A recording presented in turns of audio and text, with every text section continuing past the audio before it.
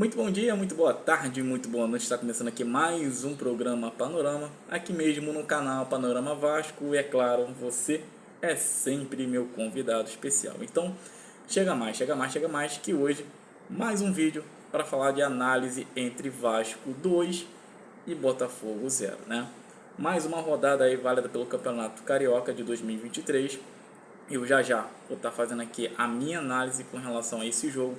Mas antes eu peço você que ainda não é inscrito no nosso canal, se inscreva no nosso canal, deixa o seu like, tá? Comente o que vocês acharam do jogo de ontem, que aconteceu isso ontem, tá? Comenta aqui abaixo. Quem quiser ainda curtir a nossa página no Facebook, tá? É só digitar lá na barra de pesquisa Panorama Vasco, tá? Vou encontrar facilmente. Curta a nossa página e fiquem por dentro de todas as notícias atualizadas, né, dentro aí do alcance de cada um de vocês, tá bom? Então, você curtiu lá, vai ter todas as notícias atualizadas de Vasco da Gama para vocês, tá? E tem também minha conta lá no Twitter, tá? Quem tem conta no Twitter, me segue lá, tá? É @87Bruno Souza, repetindo, @87Bruno Souza. Você me segue lá, que eu sigo você de volta, beleza?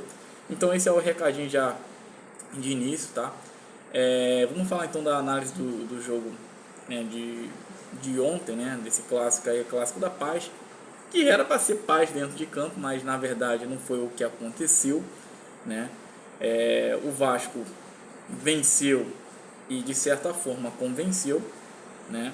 Mas nós esperávamos uma partida tranquila, uma partida onde as duas equipes pudessem propor alguma coisa, né? E não, muito pelo contrário, aconteceu que o Vasco teve uma maior parte de número de jogo, de posse de bola, enfim, os números estatísticos do Vasco estava muito acima do Botafogo. Se vocês escutarem um barulho de chuva, ignore, tá? Que nesse momento que eu estou fazendo esse vídeo, tá chovendo aqui fora, então de repente vai ter algum ruído de fundo aí com relação à chuva, tá? Então peço para que vocês ignorem, beleza? Não estou com programa para poder abafar esse tipo de som, não estou em um estúdio também para poder abafar, né, esse som todo, um estúdio acústico, então peço a compreensão de todos aí, tá?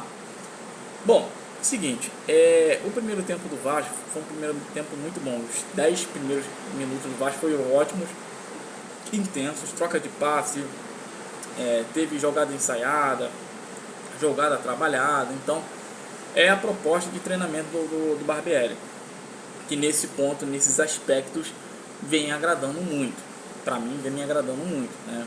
Você não conseguir ainda extrair alguma coisa no elenco que está com diversos desfalques, o cara tem que ser bom mesmo.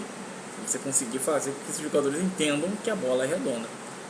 Então, os 10 primeiros minutos do Vasco foram ótimos, tão ótimos que já no primeiro lance que o Vasco teve ali, um dos primeiros lances, houve já até uma expulsão do zagueiro deles, que até então o zagueiro, se não me engano, é o Adrielson. E esse zagueiro ele já vinha com uma boa regularidade na competição, e até mesmo como Botafogo, né? Agora, se vocês me perguntaram o que aconteceu na cabeça do cara por estar fazendo isso, sabendo que já estava amarelado, por ter se envolvido anteriormente já uma treta ali com o Galarza, né? Já estava amarelado e já sabia que era o último homem. Então, o que deu na cabeça do cara em fazer aquele lance? Então, assim, total instabilidade dali do zagueiro, que comprometeu todinha a zaga ali do Botafogo. E nisso teve muita confusão. Aliás, desde o início do jogo houve muita confusão, muito empurra-purra. Inclusive teve agressão, tá? Daqui a pouco eu vou estar até falando em sequência do que aconteceu nessa agressão aí. Então, assim, nós vimos um Botafogo totalmente sem foco de jogar futebol. Um time que estava nervoso, um time que não estava querendo jogar, né? Eu não entendi essa postura do Botafogo. A gente vê nos outros jogos do Botafogo mostrando, né, alguma certa qualidade, mostrando mais futebol, mais foco, e contra o Vasco, mesmo se tratando de clássico, que era para propor alguma coisa, tentar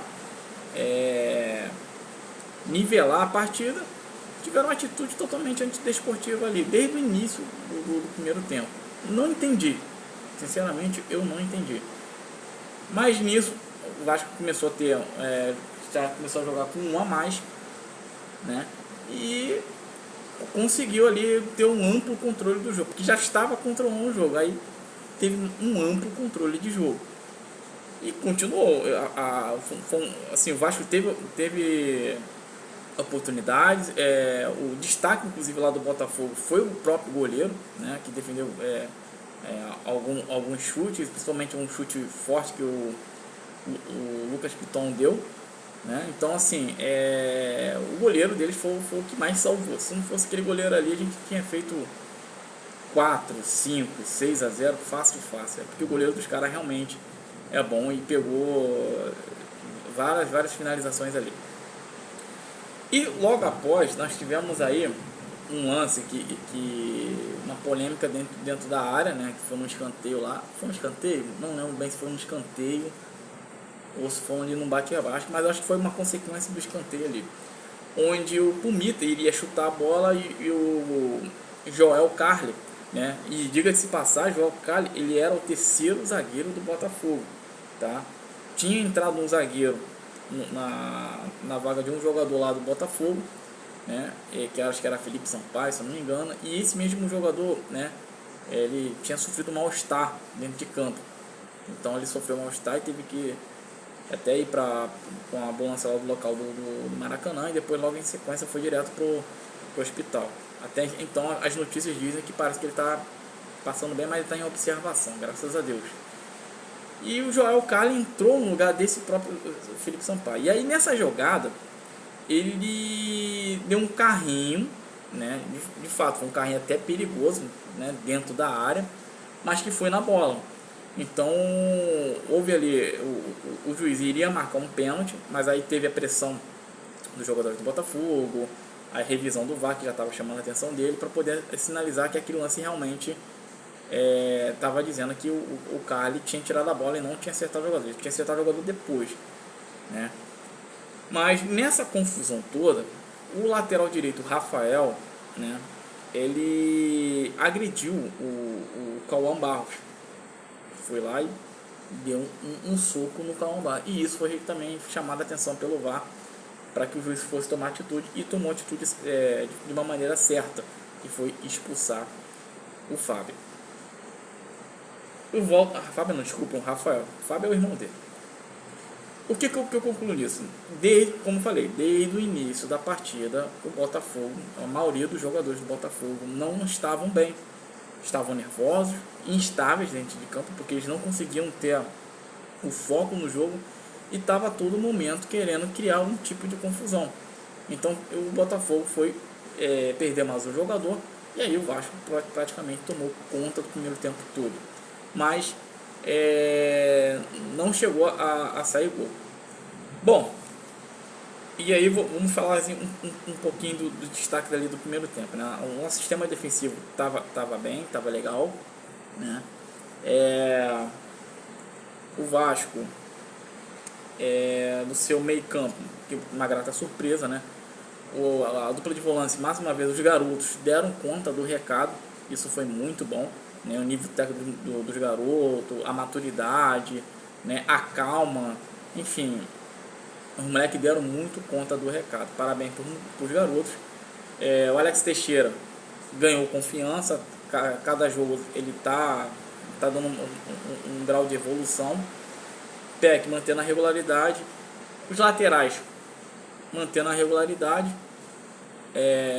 e o Léo na zaga do sistema defensivo ali com a linha entre Miranda e Léo tava indo bem, né? O Léo principalmente é o cara que toma conta mesmo daquela zaga toda. Agora, uma coisa que eu quero chamar a atenção de vocês é a questão do Pedro Raul, tá? O Pedro Raul, ele veio contratado com a missão de fazer gols, tá? É um cara que sabe fazer gols? É um cara que sabe fazer gols. Mas o gol que esse cara perdeu no primeiro tempo, literalmente embaixo da trave, cara, aí complica. porque não é um atacante que começou agora a sua carreira, já o cara que já está mostrando seu certo valor e faro de gols, né? O cara foi vice-artilheiro do Campeonato Brasileiro, então um gol daquele ali é meio complicado. Ah, Bruno, mas ele fez o gol, ele compensou, tá, tudo bem, ele fez o gol no segundo tempo, ok, mas não pode dar esse mole, principalmente em Campeonato Brasileiro. Um lance desse perdido custa uma partida, custa uma história dentro da competição. Entendeu? Erros acontecem, finalização, você chutar, a goleiro defender, normal, são coisas que acontecem dentro da partida. Agora, gol que já está praticamente feito, não dá. Aí é complicado, muito complicado mesmo. Bom, dito isso, no segundo tempo, eu já falei do primeiro tempo, segundo tempo do Vasco, deu uma pequena queda, né? Normal, né? O Vasco esteve todo o tempo em cima do Botafogo, né? Mas teve uma pequena queda, deu um pouco mais de campo para o Botafogo, que não é normal, porque se o time está com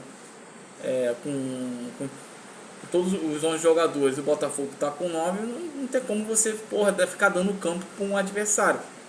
Era mais fácil você dar o campo ao adversário para quem tivesse com 11 também. Mas, enfim, eu já achei muito estranho e isso pode se refletir no Campeonato Brasileiro. Entendeu? Essa questão do Vasco ficar dando campo ao adversário. O adversário já estava morto praticamente. Já estava morto. Então você ficar dando campo ao adversário, o adversário vai gostar da partida de alguma maneira. E não é legal. Não é legal. E aí no segundo tempo os gols vieram naturalmente, né? Sem forçar muito. Veio o Alex Teixeira, foi o primeiro a fazer o gol, merecidamente, até porque já estava fazendo uma partida muito boa. E logo em seguida aí desencantou aí o Pedro Raul, né? Acho que foi no escanteio. A especialidade dele, de cabeça, ele conseguiu lá fazer o gol dele. Mas dá para o Vasco ter feito mais? Dá para ter feito mais. Mas como eu falei anteriormente, o goleiro dos caras pegaram muita bola, né? Parabéns ao goleiro aí do Botafogo, né? Mas, enfim, minhas ponderações finais aqui é o seguinte: o Vasco está no caminho certo, está se organizando dentro de campo, as jogadas estão fluindo, mas o que falta são as peças que ficaram de fora e mais alguns jogadores que possam vir a ser contratados já para a janela ali do Campeonato Brasileiro. O elenco está fechado? Não, o elenco ainda não está fechado, tá? Mas dá para ver que o elenco está entendendo a fórmula de jogo aí do Barbieri, que isso é muito bom, tá?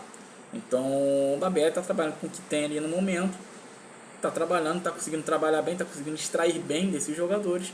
E agora esperar aí os próximos jogos aí desse Campeonato Carioca. Mais uma vez falando para vocês, Campeonato Carioca não é parâmetro para outras competições. É uma pré-temporada para preparar a equipe para o Brasil, Brasileirão, entendeu? E aí vamos ver que bicho vai dar. Mas tem que contratar? Tem que contratar.